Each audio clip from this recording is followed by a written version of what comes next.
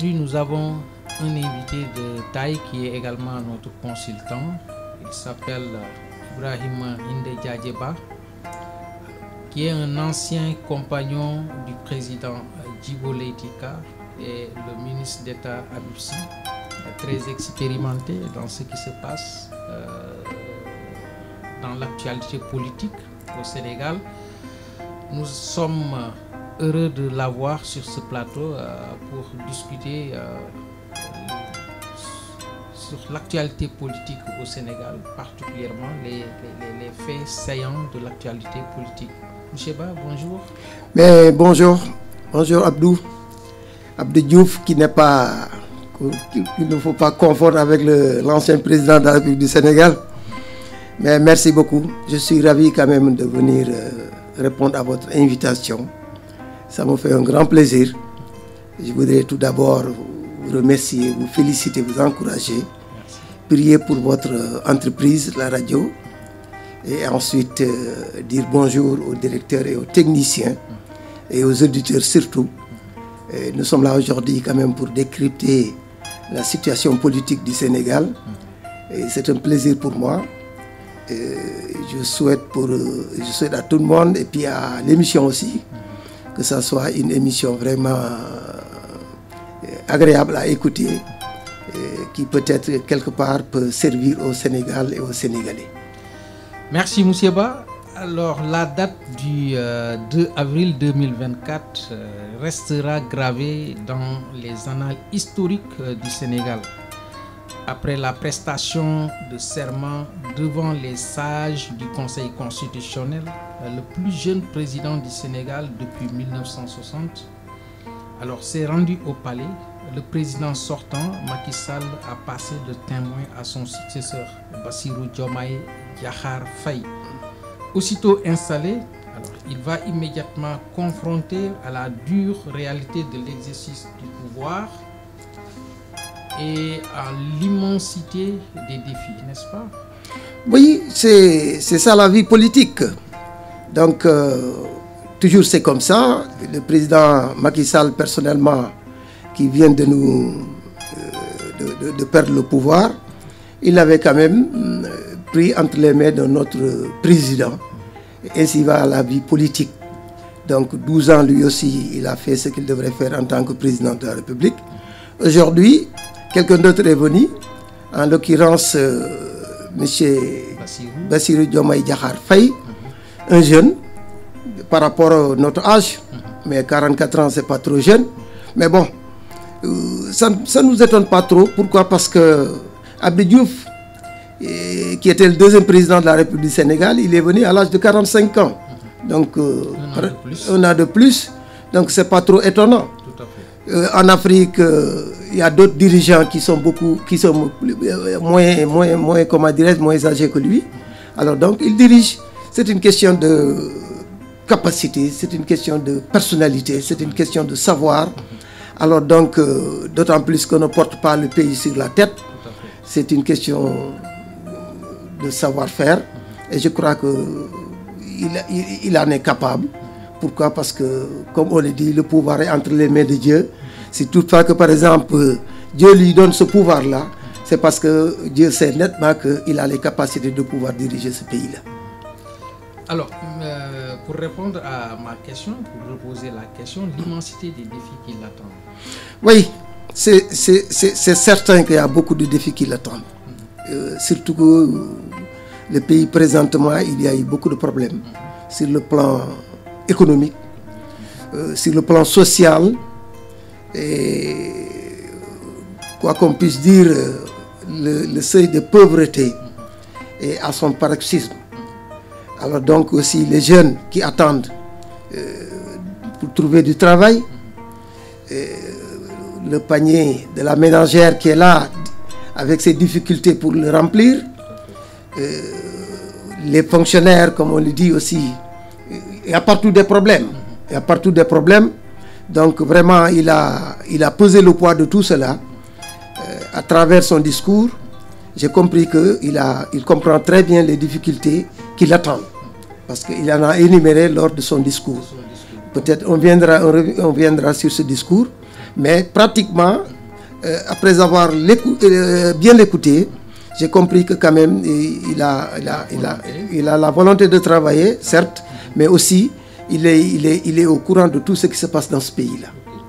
Alors, on reviendra sur son discours, comme vous l'avez dit. Alors, on a constaté, tout juste après sa nomination, alors il a choisi 3 postes stratégiques. Il a nommé là-bas Mary Teuw Niane comme directeur de cabinet du président de la République. Également Ousmane Sonko comme premier ministre. Et également, il a nommé Omar Samba Ba, inspecteur général d'État, ministre secrétaire général de la présidence de la République. Alors, quelle analyse faites-vous sur ces nominations? Mais il a fait un bon choix. Présentement, moi, j'approuve le choix. Déjà, le poste de Premier ministre qu'il a octroyé à Ousmane Sonko, ça vraiment, je trouve que c'est un très bon choix. Ousmane Sonko étant pratiquement le porteur du projet de PASTEF.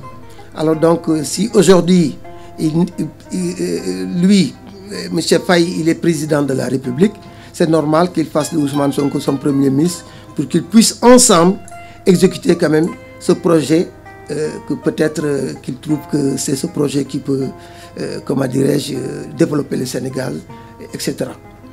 Et pour le cas du directeur de cabinet, M.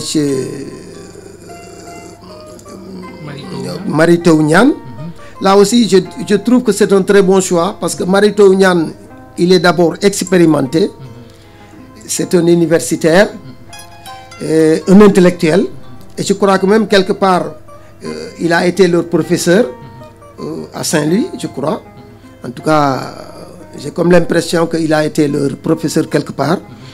Et c'est quelqu'un qui a peut-être les mains très propres. Alors, c'est un homme intègre. C'est un homme intègre. Alors, le poste de directeur de cabinet, quand même, c'est un poste de conseiller en même temps.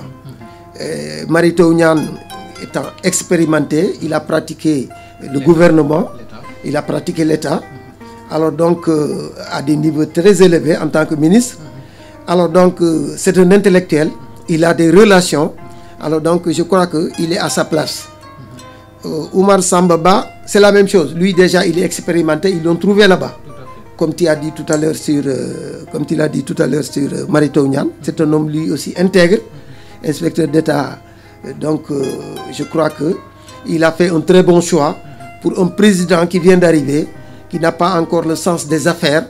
C'est normal, c'est important qu'il soit entouré des personnalités de ce genre. Voilà. Revenons un peu sur son discours du 3 avril. Alors, il a lancé des défis de l'agriculture. Il a bien précisé que les subventions que l'État allouait aux producteurs n'arrivaient pas à destination. Alors, là, il rassure en disant que c'est fini les intermédiaires. Oui, il a raison parce que pour pouvoir développer ce pays-là, je crois qu'il a cité ces 3 leviers, ces 3 mamelles qui peuvent développer l'économie d'un pays. C'est l'agriculture, l'élevage et la pêche. Et c'est vrai, l'agriculture, pratiquement, on débloquait beaucoup d'argent, mais qui n'arrivait pas à destination. Alors, donc, il y avait des intermédiaires, il y avait des gens qui étaient entre les cultivateurs et l'État. Et donc, voilà ces gens qui empêchaient quand même le développement de l'agriculture. Mais je crois que l'agriculture, il doit en faire une révolution. Parce qu'aujourd'hui, quoi qu'on puisse dire, il est temps que les cultivateurs deviennent des agriculteurs. Parce que aussi, on ne peut pas, par exemple, les cultivateurs, presque plus de 70% de la population s'adonne à l'agriculture et que pratiquement, ça ne peut même pas nous nourrir en 3 mois ou 4 mois. Donc, c'est des choses à revoir. Surtout que lui, c'est un fils de paysan, comme moi, comme nous tous. Alors donc, je crois que c'est important ce qu'il a dit. c'est important quand même que les subventions qui vont vers l'agriculture arrivent à destination, servent à quelque chose.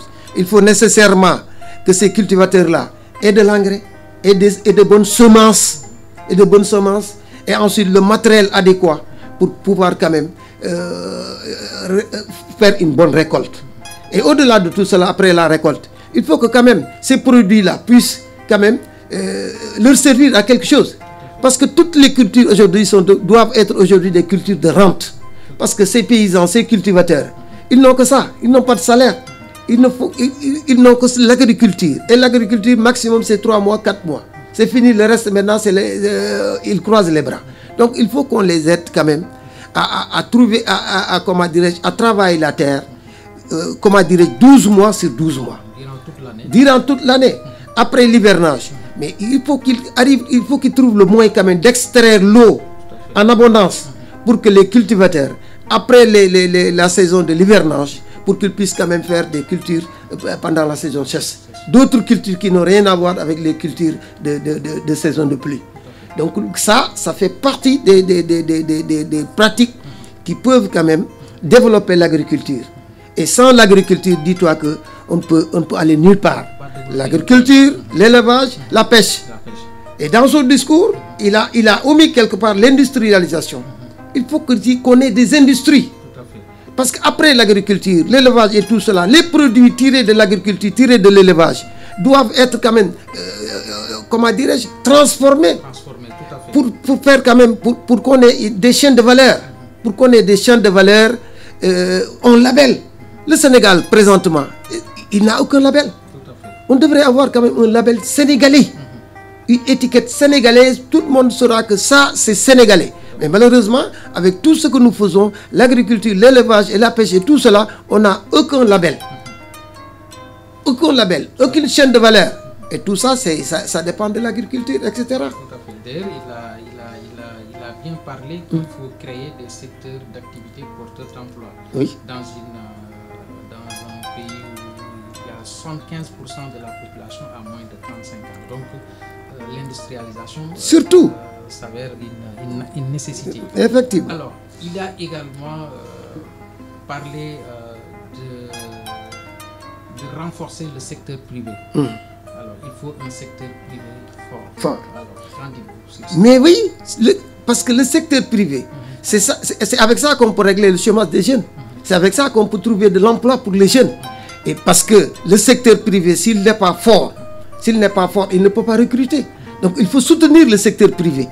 Même le secteur privé étranger, il faut le soutenir pour permettre à nos jeunes quand même de pouvoir trouver du boulot. C'est ça qui est normal. Parce que l'État ne peut pas... Mais l'État ne fait qu'organiser. L'État ne peut pas recruter tout le monde. Donc il faut que quelque part l'État puisse aider les secteurs privés, étrangers ou nationaux, quand même, pour que les jeunes puissent trouver du boulot. Et c'est comme ça qu'on peut leur trouver du travail. Tout à fait. Voilà. Alors, il a parlé également d'une gouvernance vertueuse. Nous sommes en train de décortiquer oui, je suis d'accord. quelques points très importants. Il a parlé d'une gouvernance vertueuse avec l'obligation de rendre compte. Alors, mais c'est ça qui est normal. On doit être dans une maison de verre. Tout doit être clairvoyant. Parce que si les populations sont là, elles ne savent pas ce qui se passe. Les gens font ce qu'ils veulent. Mais on a l'habitude de le dire, là où il n'y a rien, autant pour moi, la nature a horreur du vide. Si toutefois que par exemple les gouvernants ne clarifient pas ce qu'ils font, les populations n'en savent rien, mais ils peuvent toujours imaginer ce qu'elles veulent. C'est ça le problème fondamental. Donc aujourd'hui, il est temps que les populations sentent comment les gouvernants, comment elles sont gouvernées. C'est ça le problème fondamental. Il faut que ces populations-là sentent comment elles sont gouvernées. Ok, donc ça veut dire que l'obligation de rendre compte est... Mais c'est une obligation. Ça devient une obligation. C'est une obligation de rendre compte. Okay.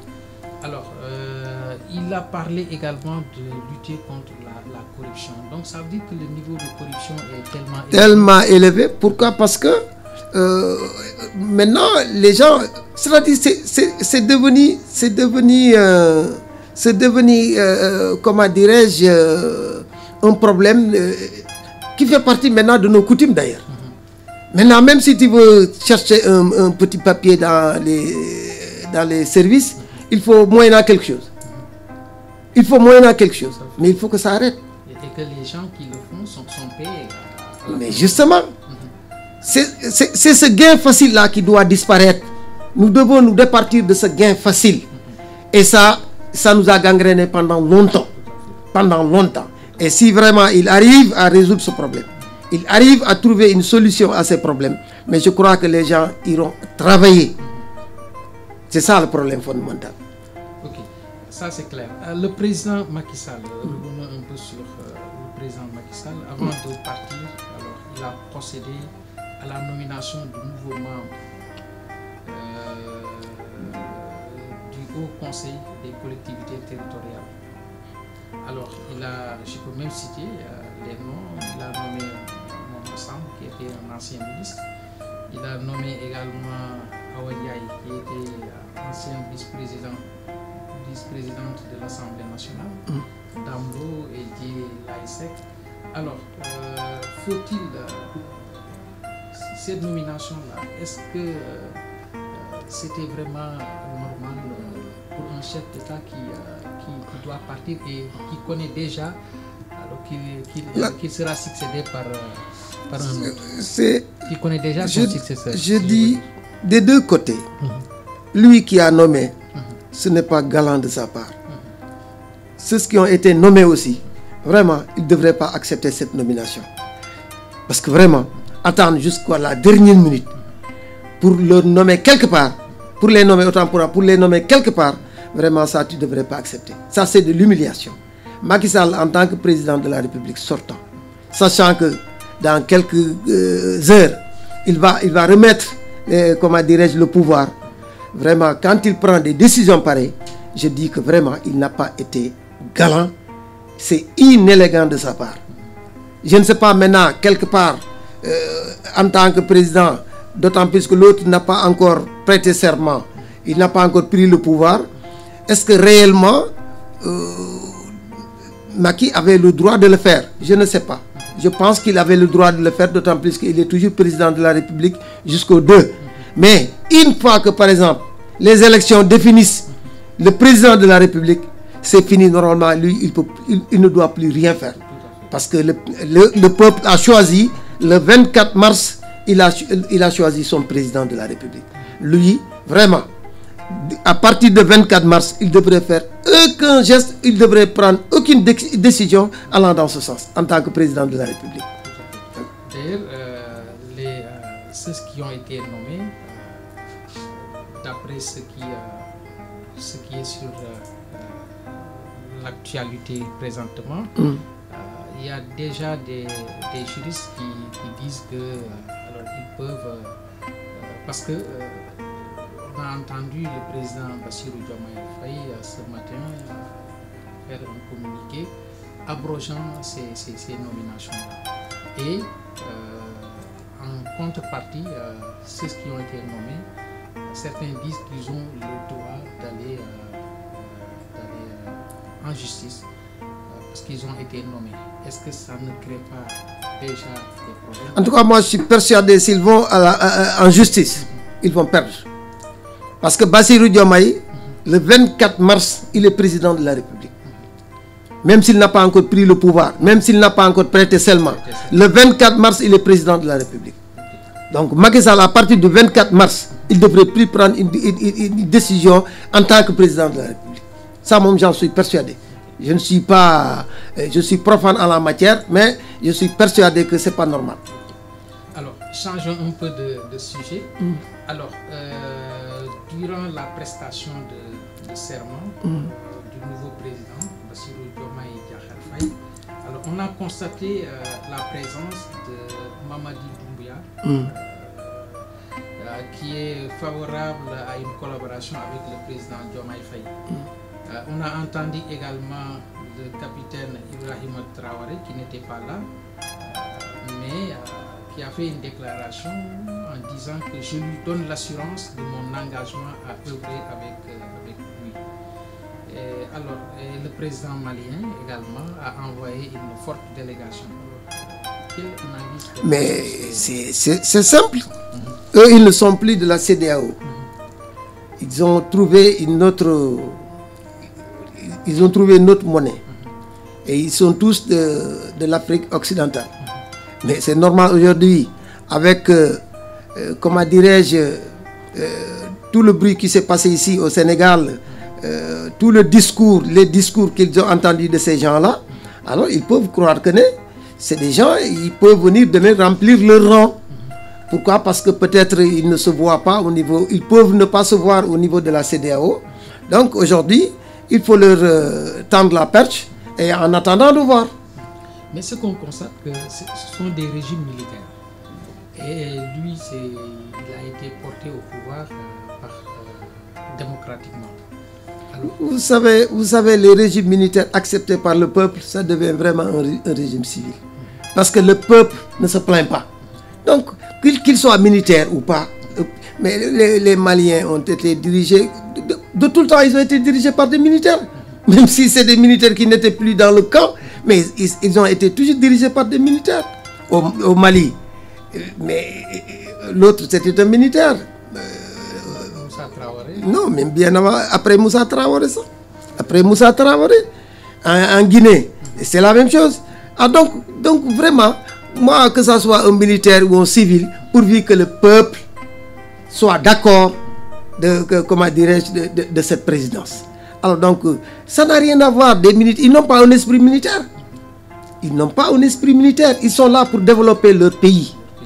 Et depuis que ces coups-là, qu'il y a eu ces coups d'État-là dans ces pays-là, tu n'as rien entendu là-bas. C'est calme. Le peuple va à ses occupations. Ils ne se plaignent de rien. Donc vraiment, le pouvoir, c'est le peuple. Le pouvoir, c'est le peuple. Et ils sont là pour, comme l'a dit M. Bassirou Diomaye Faye, nous sommes là pour développer ce pays et ces dirigeants-là également ont la même philosophie que lui. Donc ils peuvent collaborer. Où est le problème? Ça n'a rien à voir. Ça, c'est une collaboration sur le plan économique. Peut-être sur le plan administratif, ils peuvent collaborer avec d'autres. Mais sur le plan économique, je crois qu'ils peuvent collaborer avec n'importe qui.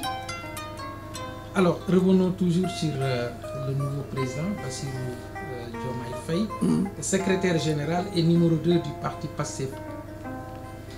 Interpellé et placé en garde à vue pour diffusion de fausses nouvelles, outrage à magistrat et diffamation envers un corps constitué à la suite de la publication d'un post sur les réseaux sociaux et où il critiquait le comportement de certains magistrats.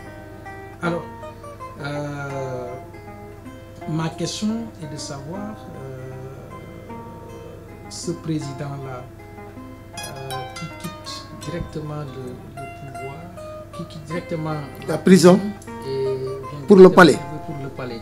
Alors, quelle analyse faites-vous sur ça? Est-ce que on ne doit pas revoir le statut de l'opposition? Parce que ce qu'on voit en Occident, aux États-Unis, si on sait que vous êtes présidentiable, on vous protège. Mais en Afrique, on vous piétine. Oui, c'est le régime sortant qui a fait des choses horribles dans ce pays-là. Parce que quoi qu'on puisse dire, le président Macky Sall, durant tout son règne, il n'a posé aucun acte allant dans le sens de renforcer la démocratie. Aucun acte allant dans le sens de libérer la justice. Aucun acte allant dans le sens de fortifier l'administration. Tout ce que Macky Sall faisait, c'est de la politique politicienne. Il ne prenait que des actes qui allaient dans le sens de régler ses propres problèmes. Nulle part il n'a renforcé la démocratie. Nulle part il n'a libéré la justice pour que pour que tout le monde ait confiance, comment dirais-je, en ce qu'il fait. Mais justement, c'est parce que, comment dirais-je, on fait trop de la politique politicienne. C'est pour cela que ces gens-là ont été emprisonnés. Pourquoi? Parce qu'on voulait les empêcher de faire de la politique. On voulait les empêcher quand même de devenir quelque chose ou quelqu'un. Donc il fallait agir de cette sorte. Et malheureusement, lui-même il a dit un jour que le pouvoir est entre les mains de Dieu. Il n'avait pas calculé tout cela.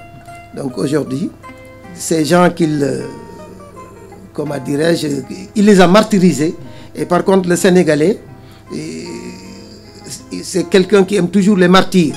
Les Sénégalais n'aiment pas l'injustice. Et malheureusement, ils ont persisté sur ça. Et c'est ça qui a donné, par exemple, tout ce que ces jeunes-là ont obtenu jusqu'à avoir le pouvoir. Donc c'est le peuple qui a eu raison sur le pouvoir. Mais bien sûr, le peuple a toujours raison. Le peuple a toujours raison. Lui, personnellement. Mais c'est ce peuple-là qui lui avait donné ce qu'il a aujourd'hui. Lorsque Abdoulaye Wade l'a écarté du pouvoir, il l'a écarté de l'Assemblée nationale, le peuple était avec lui. Donc, mais est-ce qu'il n'est pas temps que nos pays, les pays africains, changent de stratégie? C'est-à-dire si on sait que vous êtes présidentiable, vous pouvez porter le casque de président de la République. Mais on ne doit pas vous protéger. Mais justement, je crois que c'est ce que nous allons vivre avec cette équipe. Cette équipe, normalement, les Sénégalais doivent la soutenir. Parce que j'ai comme l'impression qu'ils ont l'intention de changer complètement, d'une manière révolutionnaire, ce pays-là. Sur tous les domaines d'ailleurs. Alors donc, vraiment, moi, je m'attends à ce que... Je voudrais que le peuple comprenne que ces dirigeants-là, ils sont là pour régler les problèmes des Sénégalais et du Sénégal. Donc tout ça, ça peut arriver. Ils peuvent... La raison en est que dans son discours, il a parlé comment dirais-je, de l'assainissement des partis politiques.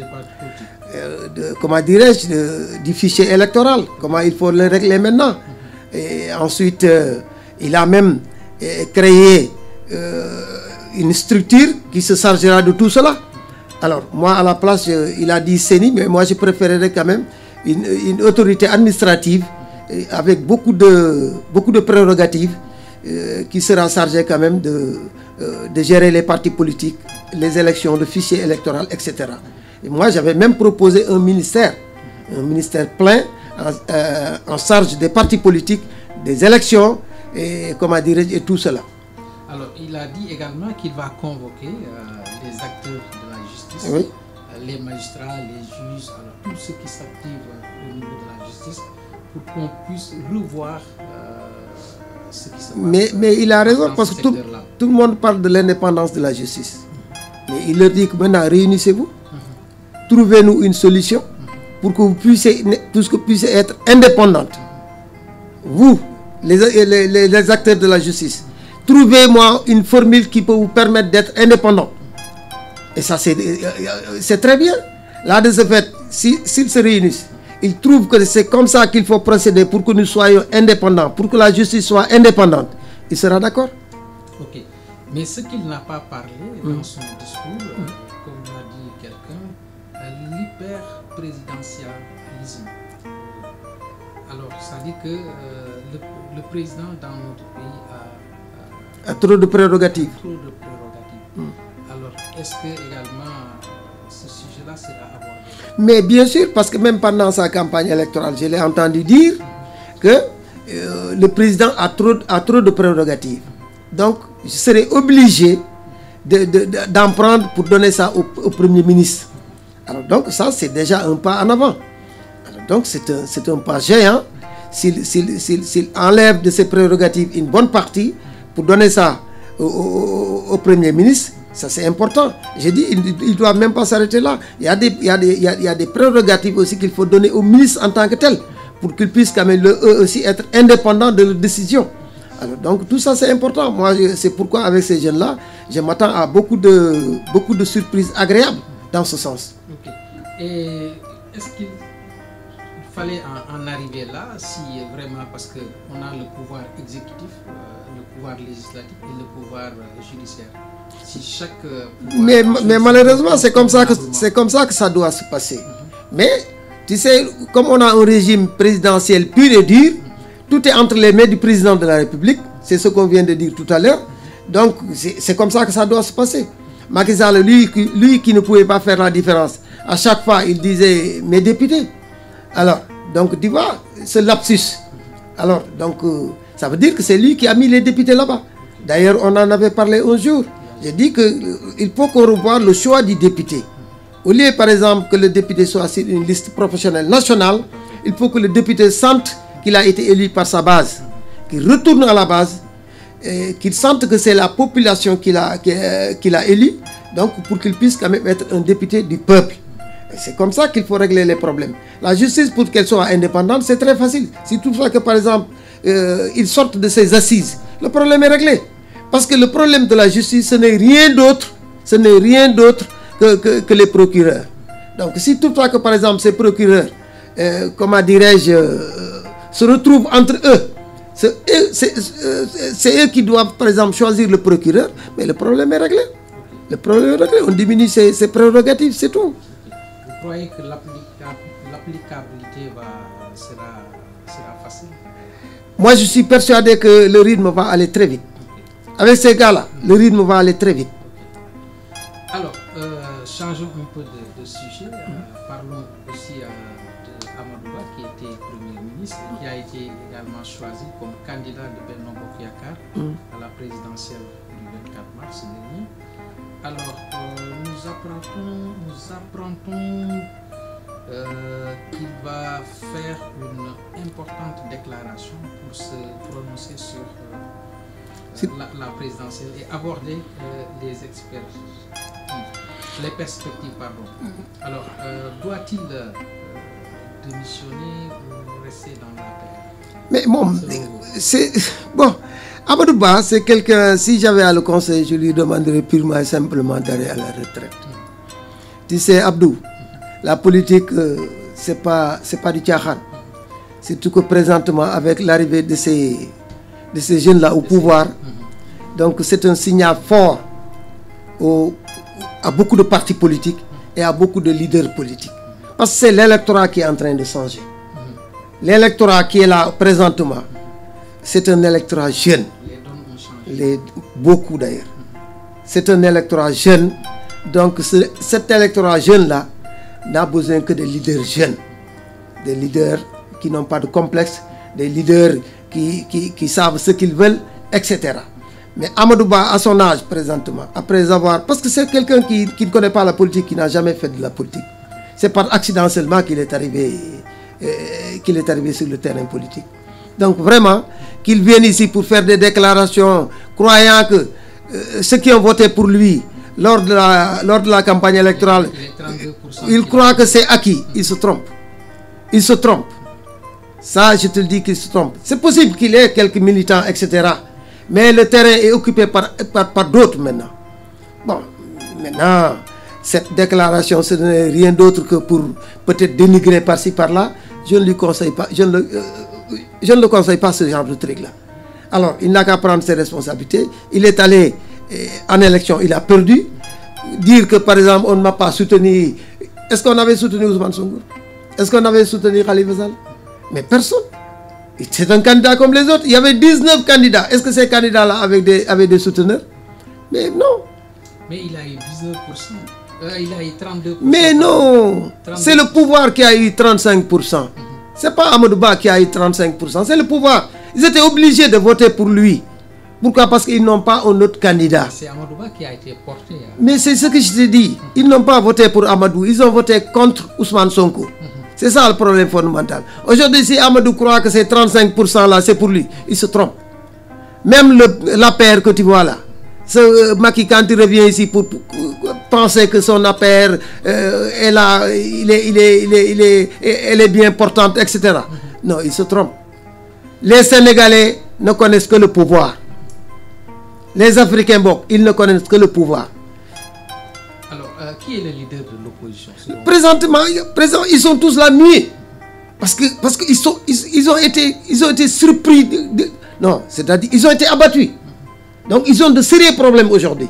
Ils ne peuvent pas être dans l'opposition, ils ne peuvent pas aller dans le pouvoir. Ils sont dans une situation difficile, ça je le dis. Ils sont dans une situation difficile. Ils sont en train maintenant d'écouter en attendant que le gouvernement tombe et ensuite voir qu'est-ce qu'il faut faire. Mais présentement, ils n'ont pas le courage d'aller dans l'opposition, ils ne peuvent pas aller dans le pouvoir. Pourquoi? Parce que déjà avec ces jeunes-là, ils commencent à calculer. Ils vont se dire que le minimum c'est 10 ans. Minimum, hein, c'est 10 ans. Ils peuvent aller jusqu'à 30 ans. Mais minimum c'est 10 ans. Regarde ces gens-là quand ils ont 10 ans. 10 ans après, aujourd'hui, qu'est-ce qu'ils vont devenir pour pouvoir briguer quand même la présidence de la République? Un Khalifa Sall, un Idrissa Seck, un Karim Wade, un Boubacar Camara, un Amadou, etc.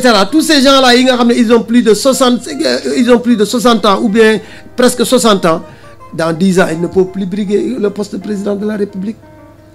D'autant plus que la révolution a sonné parce que les dernières statistiques de l'élection présidentielle, ils ont tous eu moins de 5%.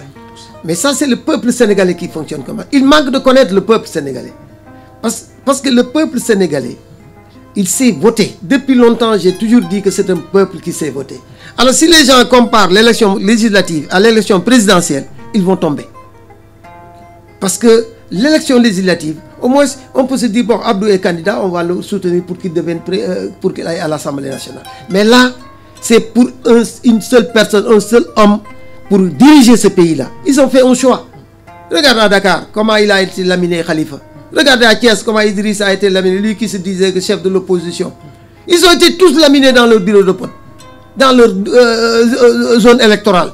Donc c'est le peuple qui fonctionne comme ça. Si les gens croient qu'ils ont le peuple dans leur poche, ils se trompent. Le peuple avait choisi depuis longtemps. Il avait choisi depuis longtemps. Donc aujourd'hui, il faut qu'ils comprennent que peut-être même les élections législatives à venir, les données peuvent changer. Mais là, c'est une élection présidentielle. Nous les analystes politiques, là, nous sommes tous tombés. Personne n'avait jamais imaginé qu'il n'y aurait pas un deuxième tour. Alors, il n'y a personne, peut-être comment dirais-je, les charlatans. Mais nous, les analystes politiques, là, on n'avait jamais imaginé qu'il n'y aurait pas un deuxième tour. Mais Dieu sait que aussi, des fois, c'est Dieu qui fait bien les choses. Parce que aussi, s'il y avait un deuxième tour, on allait se retrouver dans une situation extraordinaire. Parce que, oui, parce que le président, lui, il termine le 2 avril. Alors, une fois que, par exemple, on va au deuxième tour, on est obligé d'aller au-delà du 2 avril. Ouais. Il va rester pour organiser... Mais il dit qu'il ne va pas rester, parce que lui, c'est fini pour lui. Il ne va pas rester. Donc, ce sera une situation catastrophique. Donc, on a toujours vécu des cas exceptionnels. Donc, Dieu a fait que vraiment, on n'a pas vécu tout cela. On n'a pas vécu tout cela. Alors, tout à fait. Alors, les partis politiques qui sont dans la coalition Benno Bokk Yakaar, je veux nommer surtout le PS et l'AFP. Alors, qu'est-ce qu'ils vont devenir? Non, c'est-à-dire, il faut que les gens, quand même, fassent une analyse approfondie. On les entend plus. Oui, c'est normal parce qu'ils sont muets depuis 12 ans. Depuis 12 ans, ça ne parle pas. Il n'y a pas d'activité. Voilà, mais justement, alors, Macky Sall qui a compris que son APR ne pouvait le mener nulle part, il a gouverné avec cette coalition pendant 12 ans. Il a fait exprès de gouverner avec cette coalition. Parce que, comme je l'ai dit, c'est une bête politique. Sachant que son parti ne peut pas, l'accompagner, il s'est basé sur cette coalition. Alors donc, aujourd'hui, les résultats qui sont sortis des urnes, c'est un signal fort à ces partis politiques. Donc aujourd'hui, tous ces partis politiques doivent faire peu neuve. Et là, ils vont mourir de leur belle mort. C'est ça le problème fondamental. Ils doivent reprendre leur identité, idéologique. Originale, si vous voulez. Oui, ils doivent reprendre leur identité idéologique, se revoir, se recomposer. C'est ça qui peut... et puis changer de leader. Rajeunir les responsables. C'est ça qu'il faut faire. Parce que Senghor, avec l'UPS, PS et tout cela, c'est ce qu'il faisait. À chaque période, il rajeunissait quand même, le parti.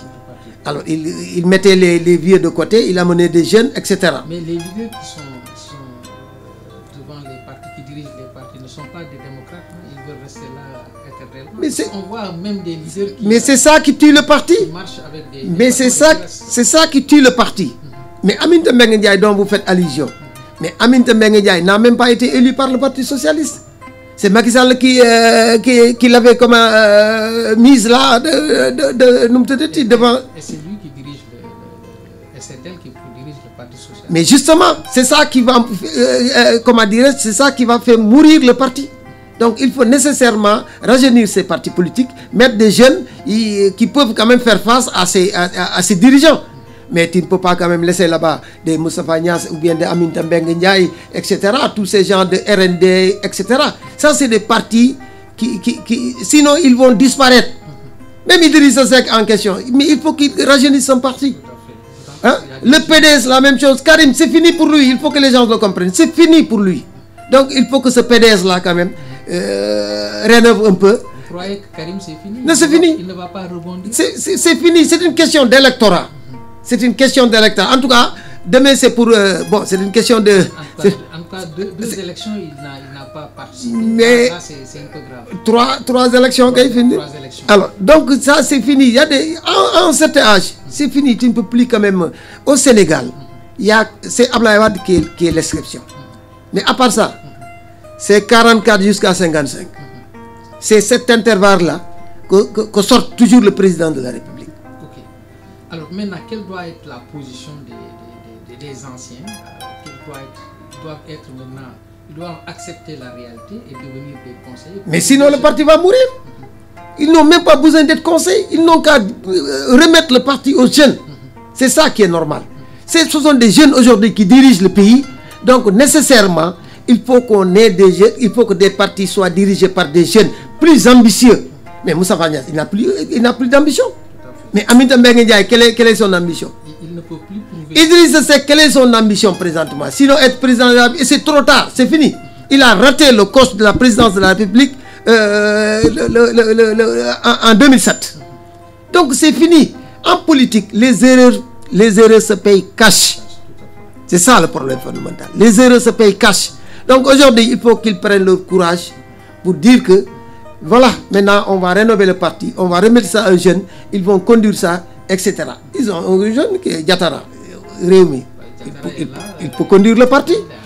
Mais AFP, il y a Malik, hein, au PS, au lieu de rénover le parti là, ils n'ont qu'à faire revenir Khalifa Sall. Mais le cas du PS n'est pas simplement Aminata Mbengue.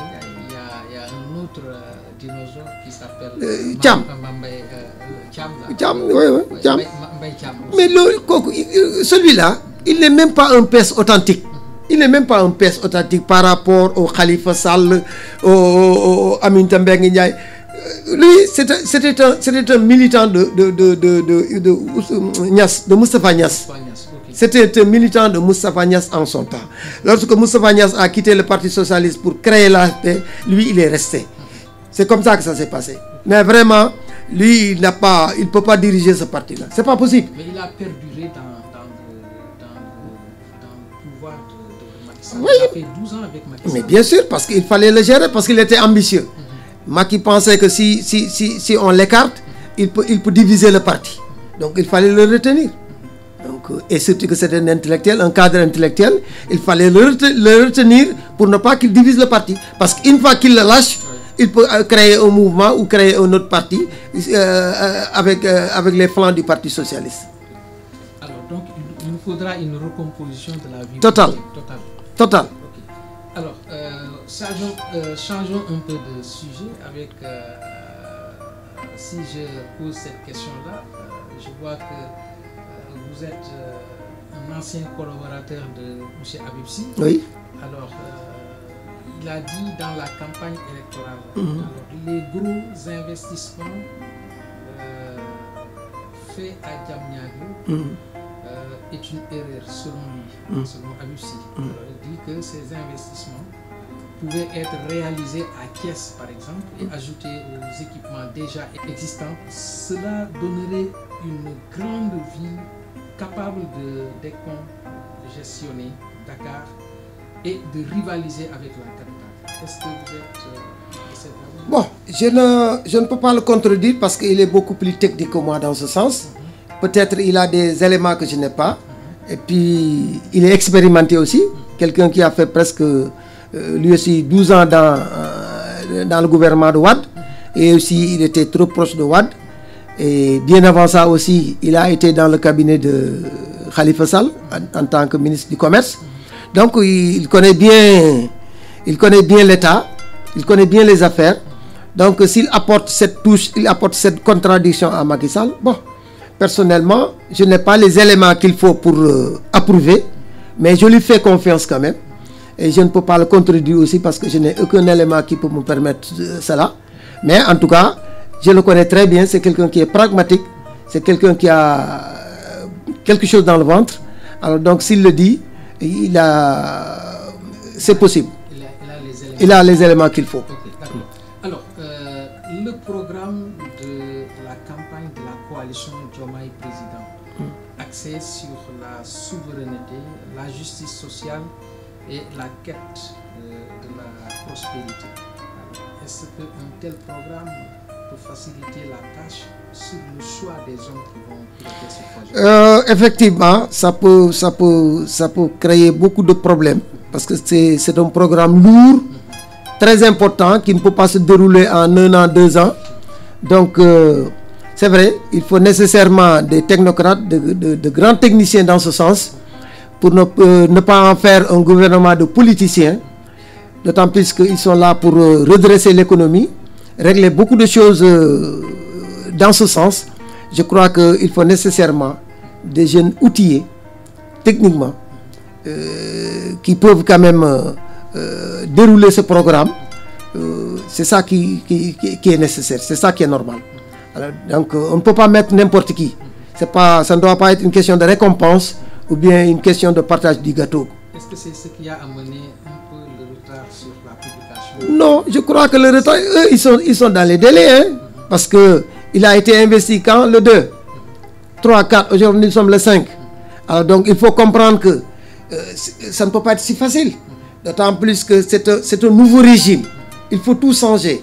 Et je suis persuadé que présentement, ils sont en train de faire des cumuls de ministères. Et ça aussi, il faut voir quels sont les ministères qui peuvent aller ensemble. Et à qui les donner. À qui le donner, autant pour moi.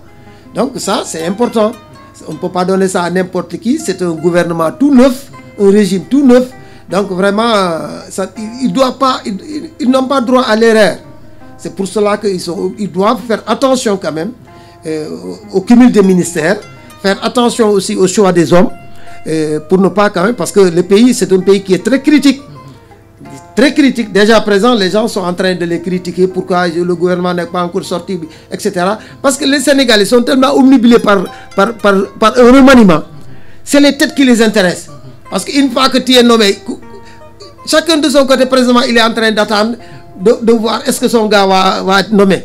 Est-ce que telle personne va être nommée. C'est dans ce sens que les Sénégalais sont. Et Ousmane Sonko, je crois qu'en tant que Premier ministre, il a un peu... Il est au-dessus de ça. Il doit être au-dessus de ça, quoi. Donc aujourd'hui, ils n'ont pas droit à l'erreur. Il faut qu'ils fassent très attention, voir comment cumuler les ministères, à qui donner ce ministère-là. Et ensuite, le choix des hommes aussi. Parce qu'aujourd'hui, quel que soit Alpha, quand on choisit Ibrahima Ba, bon, automatiquement, on est en train de voir, lui, il a fait cela, il était là, etc. On lui trouve toujours, on va toujours lui trouver quelque chose de négatif, quoi. Voilà, c'est ça. Okay. Mais est-ce qu'une enquête de moralité est nécessaire? Mais présentement, une enquête de moralité, ça doit prendre beaucoup de temps. Ça doit prendre beaucoup de temps. Mais je crois que peut-être c'est une analyse superficielle. Qui ne peut pas être une analyse à fond. Mais bon, c'est quand même nécessaire que les gens, quand même, quelque part, pour ne pas prêter le flanc, qu'ils soient enquêtés un peu. D'habitude, avec les Senghor et Abdou Diouf et consorts, on ne prenait pas un ministre comme ça, et pas seulement un ministre, une autorité comme ça, sans une enquête de moralité. Mais avec ces enquêtes de moralité, ça prenait du temps. pendant des mois. Et ce nouveau régime-là n'a pas eu de temps. Il faut non, c'est-à-dire c'est une façon de parler, mais ils ne peuvent pas aller jusqu'au bout. Peut-être c'est une enquête, qui ne sera pas une enquête approfondie. Alors, ça c'est une question qu'on a constatée lors de la levée de couleurs. Alors, il y a eu un fait inédit de la cérémonie de levée des couleurs. Diomaye devant le général Moussa Fall qui a été tant décrié. Alors, avec tout ce qui s'est passé avec les membres du passé, alors quel sentiment vous a suscité cette... Mais bon, j'ai vu les commentaires, beaucoup de commentaires. C'est comme les Sénégalais, ils sont émotifs. Le général Moussa Fall, c'est un militaire. Et je crois que... Il est là pour l'État. Voilà. C'est un militaire. Il n'est pas là pour Macky Sall, il n'est pas là pour Diomaye. Il suit Il est là, il est en train de faire son travail. C'est pas, je crois que ce n'est pas les personnes qui doivent l'intéresser. En tout cas, à mon avis, en tant que général, avec tout ce qu'il a enduré, je crois qu'il n'est pas là pour les personnes. Il est là pour l'État. Il est là en tant que militaire et il est là pour l'État. Donc il n'y a rien de grave qu'aujourd'hui Diomaye devienne président de la République et que le général Moussa Fall se dresse devant lui quand même pour lui présenter ses respects. Ça, vraiment, moi je ne trouve pas d'inconvénient, je trouve que c'est normal parce qu'on lui a collé pas mal d'étiquettes et peut-être il était sous ordre. Il était sous ordre. Tous ces gens-là qui ont fait des choses aux opposants d'antan et ces gens-là sont devenus aujourd'hui les dirigeants du pays. Ils peuvent les utiliser comme les autres l'avaient utilisé. Parce que c'est ça la marche du pouvoir. C'est ça la marche du pouvoir. Donc les forces de l'ordre et de sécurité sont là sous les ordres du président de la République. D'ailleurs, ce qui montre ça, dès que le président Diomaye a été élu, on lui a envoyé un contingent. Mais c'est ça, c'est l'État. Donc vraiment, il n'y a rien de grave. C'est qu'aujourd'hui, avec les réseaux sociaux, les gens parlent, et ils ne savent même pas de quoi ils parlent. Donc ils mettent en avant leurs sentiments, ils mettent en avant des choses qu'ils ne maîtrisent pas, etc. Et c'est ce que je disais au niveau du Conseil constitutionnel. J'avais demandé à ce qu'ils aient quand même un porte-parole. Même l'armée aussi doit avoir un porte-parole. Parce que ce peuple-là, il a besoin d'être informé. Parce que sinon, comme je l'ai dit, la nature a horreur du vide. Si toutefois que, par exemple, ils ne sont pas informés des situations, ils peuvent comment dire, les interpréter comme ils veulent. Et c'est ça qui doit, avec ces réseaux sociaux-là, il faut que les gens s'expriment. Il faut que les gens s'expriment. Le gouvernement a un porte-parole, le président a un porte-parole, tout le monde, les partis politiques ont des porte-paroles. Mais la justice aussi doit avoir un porte-parole pour informer les populations. Comme l'armée aussi. Voilà. Alors, on a noté un blocage au niveau de l'aéroport de certains membres de l'ancien régime. Est-ce que ça, c'est normal? Présentement, oui, s'ils ont des responsabilités, ils doivent quand même attendre à ce qu'ils soient libérés parce qu'il y a un régime tout neuf. Alors donc, il faut qu'ils attendent. Ils ont eu à occuper peut-être des postes de responsabilité, ou bien ils occupent présentement des postes de responsabilité. Le fait d'ailleurs de quitter comme ça, dans une situation pareille, ça éveille des soupçons. Mais attendez au moins que le gouvernement soit installé. Si on n'a pas besoin de toi, on te dira qu'on n'a pas besoin de toi. Mais présentement, le président est installé, le premier ministre est installé, il reste l'installation du gouvernement. Toi, tu as eu à gérer des deniers publics, ou bien tu as eu à gérer des responsabilités en tant que ministre ou en tant que directeur. À mon avis, tu dois attendre à ce que ce pouvoir-là s'installe et tu vas où tu veux. Si tu n'es pas intercepté ou bien tu ne caches rien, pourquoi se précipiter pour aller ailleurs, à moins que tu sois malade? Okay. Alors, ma toute dernière question. Des biens ont été gardés dans des banques. Il y a même des autorités qui ont eu des prête-noms sur ces banques-là. Alors, le président, dans dans son discours, a dit de se signaler. de se signaler. Ouais. Sinon, Je suis parfaitement d'accord. voilà. Je suis parfaitement d'accord parce que ça aussi c'est un système de détournement. C'est un système de détournement alors que peut-être les nouveaux dirigeants ont compris. Donc il faut la raison avec il a même proposé de protéger les lanceurs d'élite, les lanceurs d'alerte. Alors tu vois, tout ça c'est des choses qui vont dans le sens de vouloir régler la corruption et les détournements. Donc aujourd'hui, ils ont compris que ces gens-là, ils ont trouvé un autre moyen de dissimuler les deniers publics. Alors donc ça aussi, il faut que ces gens-là se signalent, qu'ils déclarent. Sinon, le pouvoir a tous les moyens de découvrir tout cela. Hein. Tout à fait. Alors, mieux vaut se découvrir qu'attendre qu'on te découvre. Certainement, il a même des renseignements. Mais bien sûr, ces jeunes-là, ils ont tout avant qu'il arrive. Ils ont toutes les informations, tous les renseignements nécessaires. Ils sont là depuis 10 ans. Ils ont fait parce que c'est des inspecteurs. Mais ils sont au cœur des finances de ce pays-là. Des inspecteurs des impôts et domaines. Ils connaissent toutes les sociétés qui ne payent pas des impôts. Ils connaissent toutes les sociétés qui payent des impôts ailleurs. Donc vraiment, ça c'est des choses qu'il faut régler. C'est des choses qu'il faut régler. Il a même dit dans son discours, les sociétés qui devaient participer au développement de ce pays-là, alors ne payent pas de taxes. Donc ils maîtrisent tout cela. Donc vraiment, ça c'est des choses qu'ils vont régler. Maintenant, bon, c'est difficile parce que c'est des lobbies.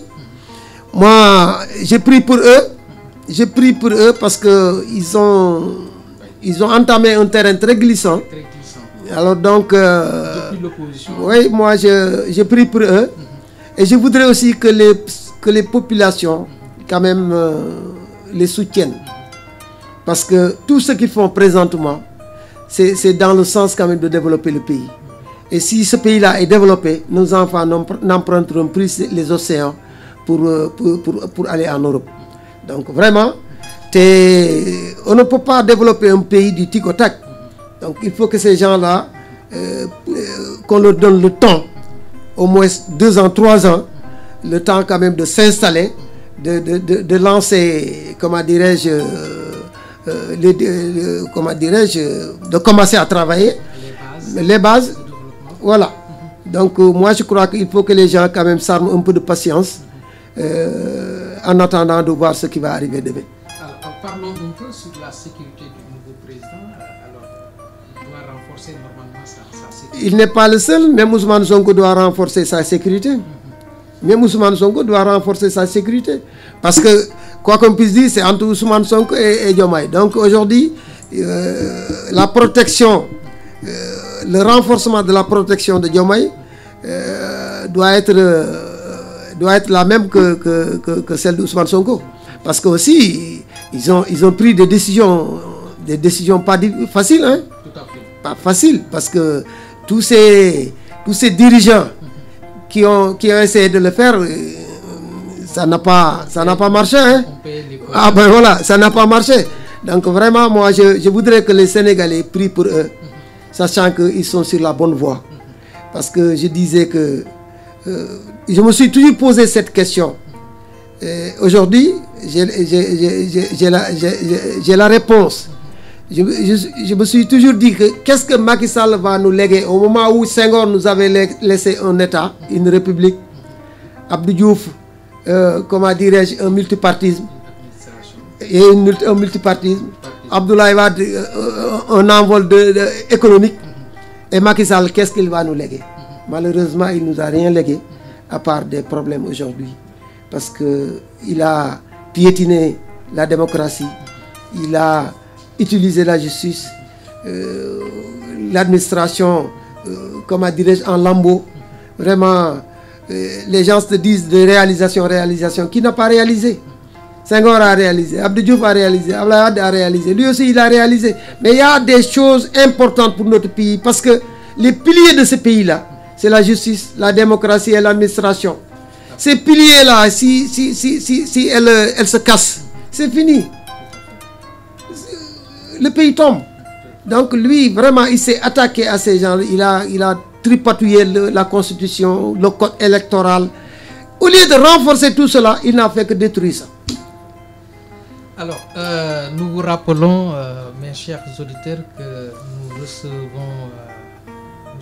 Ibrahim Hindé Diadjeba, qui est un ancien compagnon du président Djibo Leyti Ka et également le ministre d'État Habib Sy. Alors, M. Ba, le temps qui nous a été imparti est presque... Voilà. Votre dernier mot? Bon, voilà, sinon, je vais présenter toutes mes excuses aux auditeurs, parce qu'avec le ramadan, c'est difficile de s'exprimer, surtout des vieux comme nous. Nous sommes à l'orée de nos 70 ans, c'est pas facile. Hein. Mais on a besoin de votre expérience. Voilà, des fois, on a des trous de mémoire. Et je vous rappelle qu'il est le consultant de cette émission-là. Voilà, c'est ça. On a toujours besoin de son expérience. Mais c'est sans problème. Je serai toujours présent, Inch'Allah. Alors donc, je pensais même qu'avec la langue française, là, avec l'antisystème, ça va disparaître, mais je vois que vous êtes toujours là. Oui, tout à fait. Donc vraiment, je dis bonjour à mes parents, je dis bonjour à mes enfants et aux habitants de Cité Nations Unies Cambérène 2, Yakirat, et là-bas au Djolof, chez moi, à Dayan Gassel, mes parents à Bobé, là. C'est mes parents, mes amis. Donc merci beaucoup, je vous dis au revoir à tout le monde. Merci Moussieba, vraiment c'était un plaisir de vous avoir sur cette antenne, c'est de la 98.7. Nous remercions nos chers auditeurs, nous remercions également le directeur de la radio, M. Abdoulaye Diop, qui nous a facilité la tâche. Nous remercions également le technicien Ibrahim Diop, qui a vraiment assuré. Donc, à dimanche prochain. Merci.